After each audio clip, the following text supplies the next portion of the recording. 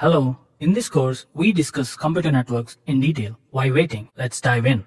These days, we use computer networks daily because of its advantages.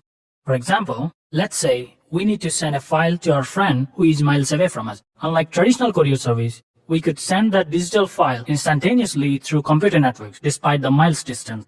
Able to exchange data from all points in the world quickly and accurately is only possible through computer networks. Let's see what a computer network is. A computer network is just an interconnection of autonomous computers that transmit data using electrical signaling. This course explains the fundamentals of computer networks in a simple and understandable way. The basic components of computer networks are called hosts and subnets. A host is an end system that sends and receives messages. A computer in the network can be called as a host. The host or node in the network can also be a mobile device, switch, router, etc. Subnet is a collection of switching elements and transmission lines. Switching elements are nothing but specialized computers such as routers and switches. Network provider, a telephone company, operates this subnet.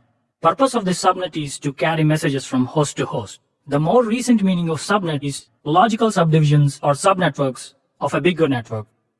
Let's see some basic switching elements of computer networks. Hub, switch, and router are the basic switching elements. A hub is a simple networking device which connects all network devices on an internal network. It has multiple ports that accepts internet connections from the devices.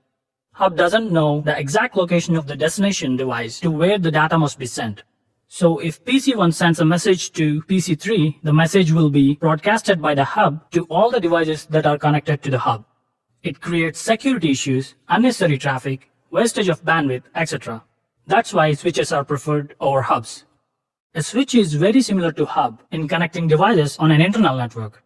The only difference is the switch knows precisely where the data to be sent. It can detect the physical or MAC addresses of the devices that are connected to the switch. So unlike hub, the data transmitted from a PC would go to the intended PC in the network with the help of a switch. Hub and a switch are used to exchange data within the same network, cannot transfer data outside the network, that is, on the internet. To exchange data outside their own network, we need a device that is capable of reading IP addresses. That is where the router comes in. A router routes the data from one network to another using IP addresses. So the data from a PC in the first network goes to the switch. Then the router takes the data from the switch and forwards the data to the switch in the second network, and so on till it reaches the destination.